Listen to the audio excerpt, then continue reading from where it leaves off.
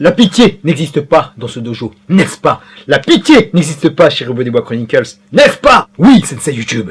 Oh, messieurs, bonjour, j'espère que vous avez la pêche et que la vie vous traite bien. Aujourd'hui, nous allons préparer nos katas pour parler de la saison 4 de Cobra Kai. Alors, je vais complètement sauter la saison 3, j'ai pas eu le temps de faire de vidéo dessus. Et j'arrive sur la saison 4. Et malheureusement, c'est celle où il y a le plus de défauts.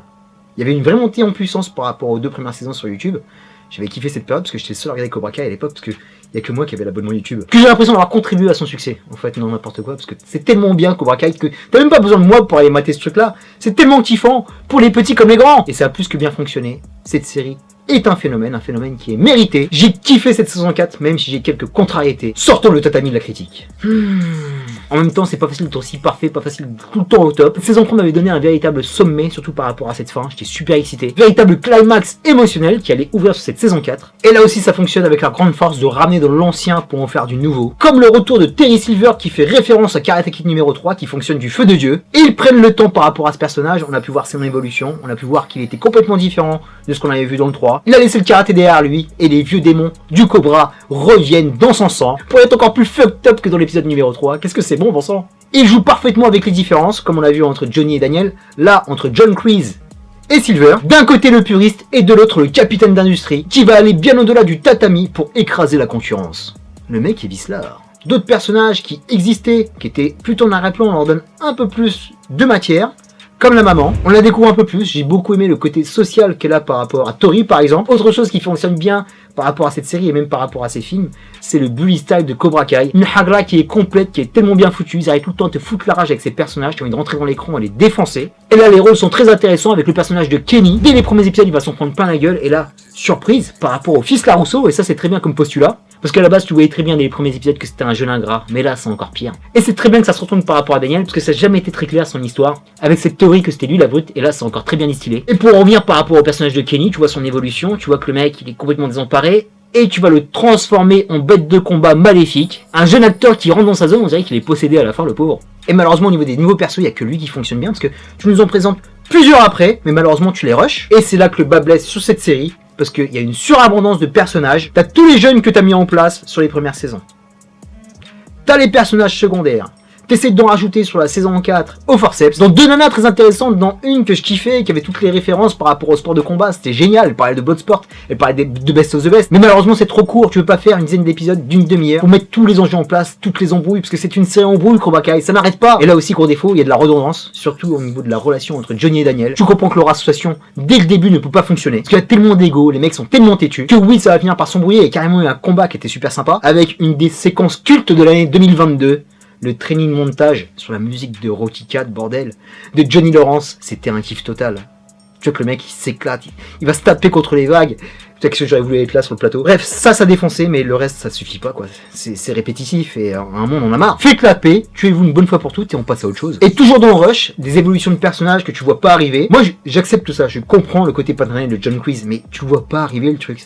C'est comme un déclic, tu vois que Silver il part en couille et lui il commence à devenir un peu plus humain. J'entends, mais ramène-le s'il te plaît, arrête de te presser quoi. Idem du côté teen drama, des choses qui fonctionnent par rapport au personnage de Ho. Moi le chevelu qui a un lien particulier avec ma tignasse, je comprends ce qui lui arrive, c'est complètement ouf. Et c'est un personnage qui évolue bien, il comprend ses erreurs, il assume, il fait son mea culpa par rapport au côté obscur de Cobra Kai, et bien accompagné par son meilleur pote, Dimitri, qui est pour moi le meilleur personnage de la série. S'il y a un spin-off, c'est sur ce personnage là. Il est tellement cool, il est tellement intelligent, il est tellement aware comme dit Jean-Claude. Je me suis réveillé.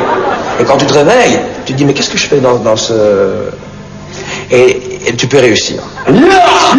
C'est toujours le mec qui a le bon encul, qui arrive à analyser ce qui lui arrive. Il sait où est sa place, il connaît son niveau de karaté, et il sait que c'est complètement surréaliste de sortir avec une telle nana qui joue pas à son niveau. Ce mec est vraiment génial. Idem, redondance maintenant depuis la saison 2 au niveau du quatuor. Tori, Robbie, Miguel et Samantha. À un moment aussi, il faut passer à autre chose là. Même si je comprends Samantha par rapport à Tori, tu peux pas pardonner comme ça, et c'est bien que c'est pas du jour au lendemain qu'elles vont être copines. Bien vu. Miguel, je kiffe le lien qui l'unit à son sensei. C'est plutôt lui l'adulte que Johnny qui fait beaucoup de la merde. Idem par rapport à Robbie qui n'est pas complètement Cobra Kai, qui a aussi un peu de recul et d'intelligence pour comprendre que Kreese et Silver, ce ne sont pas les meilleures figures paternelles du monde. Et Daniel qui commence vraiment à nous faire chier par rapport à sa technique Miyagi. Et c'est la saison, ça c'est un des points forts, c'est l'unification des styles.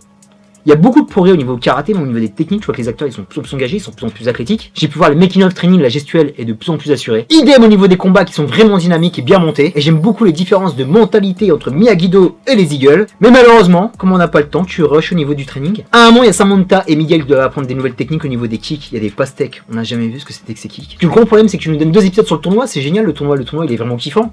On l'attend depuis quand même une saison, excuse-moi, 2 saisons carrément, parce que depuis la saison on n'a plus vu de tournoi, et il n'y a pas le lien d'entraînement qui nous emmène au tournoi comme on voit dans les films de combat habituels. Et ça c'est vraiment décevant parce que t'as l'impression vraiment qu'il manque un épisode. Parce que Cobra Kai c'est une série doudou, on y tient, on veut que ce soit parfait quoi. Mais à contrario, les 2 épisodes du tournoi, ils sont fantastiques. Du premier épisode de Karate Kid jusqu'à là, ils arrivent à te mettre une ambiance. Je sais pas ce qui se passe dans la vallée, mais c'est tout le temps réussi, c'est tout le temps somptueux. T'as l'impression d'être dans les gradins, tu ressens l'ambiance. Il y a une énergie sur le tatami. Après, c'est vrai qu'ils sont doublés, mais il y a de très bonnes transitions entre les cascadeurs et les acteurs, des bonnes chorégraphies de combat, d'originalité, des super combos. Et c'est très bien, pour ne pas spoiler si tu ne l'as pas vu, que ça tourne au niveau des vainqueurs. Et là, toujours avec cette philosophie par rapport aux arts martiaux, par rapport à l'héritage du Miyagi, tu comprends que la victoire finale n'est pas une finalité, c'est toujours l'esprit qui doit l'emporter. L'emporter dans cette saison 5 parce qu'il nous laisse avec des cliffs, t'as envie de te dire mais enchaîne tout de suite là. En plus ils ont tourné la saison 5 le bâtard. Donc il va encore se passer pas mal de choses, tu es pris, il y a encore des liens qui sont faits avec des personnages du passé qui reviennent, ça aussi ils arrivent tout le temps à l'assurer, tout le temps à ramener le personnage quand il faut, au moment où il faut. Et cette saison 5 s'annonce prometteuse, mais là faites quelque chose. Soit vous agrandissez les épisodes, vous les faites passer à 45 minutes, soit vous rajoutez des épisodes.